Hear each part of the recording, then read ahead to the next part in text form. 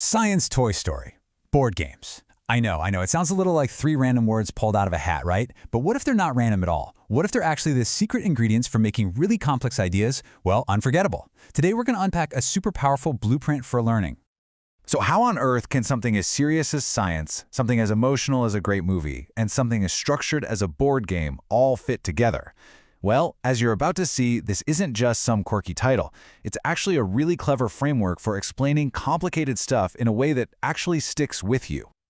To get the whole picture, we gotta look at the individual pieces first, and our journey here starts with the foundation, the science part. Okay, so in this model, science doesn't just mean, chemistry beakers and lab coats. Think of it as a stand-in for any core subject, any really complex chunk of information. It's the dense, factual stuff that you're trying to explain. This is our bedrock. It's the what of our whole equation. And the point here is crucial. Before you can make something fun or engaging, you've got to have something of substance to share in the first place. You need that solid core. So you have your facts, your science, but let's be honest, a list of facts can be, well, pretty dry. So how do you make people actually care about it? That's where the Toy Story method comes into play. And no, this isn't literally about toys.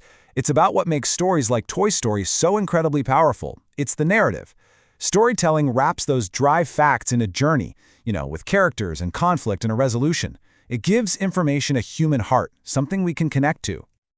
You don't have to take my word for it. The legendary screenwriting guru Robert McKee said it best. Storytelling isn't just window dressing. It's the single most powerful vehicle we have for carrying ideas out into the world and making them stick. All right, so we've got our solid facts, our science, and we've wrapped it all up in a really compelling Toy Story narrative. But there's one more piece to this puzzle. We don't want people to just listen, we want them to participate. And that brings us to the board game engine. Just think about the difference between passive and active learning for a second. On one hand, you can have information just flowing at you, like when you're reading a textbook. But when you play a game, suddenly you have to interact with rules, you have to make choices, and you have to face the consequences. You're learning by doing. And that is the key right there. A board game gives you a structure, a set of rules, that basically forces you to do the science, not just hear about it. You're not a spectator anymore, you're a player, and that transforms information into a personal experience. So now, let's put it all together. We've looked at the science, the story, and the game. When you combine these three powerful elements, they create something totally new, what we're calling a science show.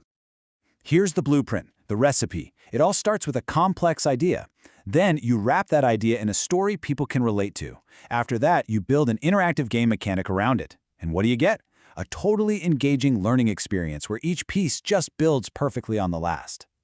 So it all boils down to this simple but really powerful equation. The science gives you the what. The story gives you the why you should care. And the game gives you the how to experience it for yourself. Together, they create a memorable and incredibly effective science show. So that leaves us with one final thought, a question for you. Now that you have this framework, this blueprint for creating real understanding, what would you use it for? What complex idea, what important science out there would you love to turn into a story and a game? Really think about it, because the possibilities are pretty much endless.